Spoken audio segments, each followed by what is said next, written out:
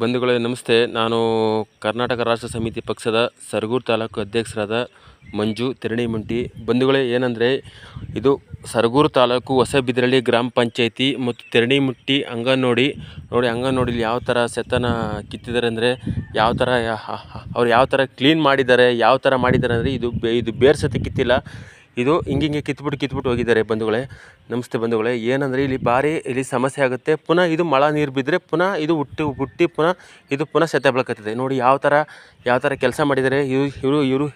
ಇವರು ಬೇಕೇ ಬಿಟ್ಟು ಮಾಡಿಸಿರೋದು. ಇದು ಬೇಕು ಅಂತ ಬೇಕೇ ಬಿಟ್ಟಿಯಾಗಿ ಮಾಡಿಸಿರೋದು. ಇವರು ಇಷ್ಟ ಬಂದಾಗಿ ಕೆಲಸ ಮಾಡಿಸಿಲ್ಲ. ಇವರು ಬೇಕೇ ಬಿಟ್ಟಿಯಾಗಿ ಕೆಲಸ ಮಾಡಿದ್ದಾರೆ. ನೋಡಿ ಯಾವ ಥರ ಸೆತ್ತನು ಒಂಚೂರು ಇದು ಕಿತ್ತಿಲ್ಲ ಸೆತ್ತಗಳು. ಮತ್ತು ಹಂಗೆ ಇವರು ಮೇಲ್ಮೇಲೆ ಸೋರಿಸ್ಕೊಂಡೋಗಿದ್ದಾರೆ. ಸೆತ್ತ ಫುಲ್ ಎಲ್ಲ ಸೆತ್ತೆ ಇದೆ. ದಯವಿಟ್ಟು ಬಂಧುಗಳೇ ಇದೊಂದು ವ್ಯವಸ್ಥೆ ಮಾಡಿಕೊಡ್ಬೇಕು ಅಂತ ನಾನು ಕೇಳ್ಕೊತೀನಿ. ಈ ಬಂಧುಗಳೇ ನೋಡಿ, ಇಲ್ಲಿ ಸಮಸ್ಯೆ ಆಗ್ತದೆ. ಇಲ್ಲಿ ಮಕ್ಕ ಮರಿ ಓಡಾಡೋಕ್ಕೆ ಅಂಗನವಾಡಿ ಮಕ್ಕಳಿಗೆ ಒಂದು ಸಮಸ್ಯೆ ಆಗುತ್ತದೆ.